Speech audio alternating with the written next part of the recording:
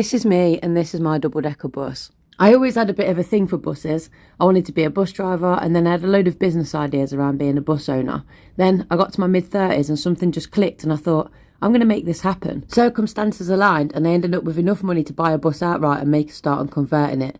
I had no experience of DIY and no idea what I was doing. Although I got it in 2023, I didn't really make a start on converting it till 2024, mainly because I just didn't know where to start. It was strange and overwhelming knowing that unless I made a start, unless I made a decision, then nothing was going to get done. People were telling me to ask for help and put a shout out on the internet asking people for their advice, but I still felt a little bit too vulnerable and fragile around the whole decision to just go for it in the first place. Part of me felt silly and stupid, and I didn't need other people telling me that I was silly and stupid for what I'd done. But one very baby step at a time, I pushed on with the build, started learning how to use power tools. It was very much trial and error, but now I can use a range of tools and I can build furniture from scratch. This whole process has thrown up so many obstacles to overcome. It felt like every single job that we started, all of a sudden we'd have 50 more problems that we had to deal with before we could get to the next point.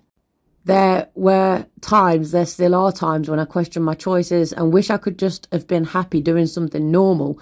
But that's the trouble. I knew I'd be happier trying to make my dreams come true than wondering what if for the rest of my life. I work full time as a special needs teacher, and I also run a charitable platform, and every other spare minute that I've had has gone into this build. For the whole of 2024, literally every single spare second that I had, I've spent at that bus working on it.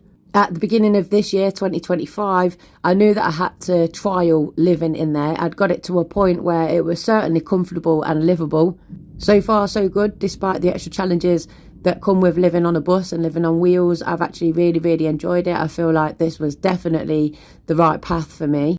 The plan is for the bus to be a book bus and travel the UK as a mini library. I've got my first 2 festivals booked in for this summer, which is really exciting, and I'm hoping for some more to come through as well. It also means that I need to get a move on with finishing it.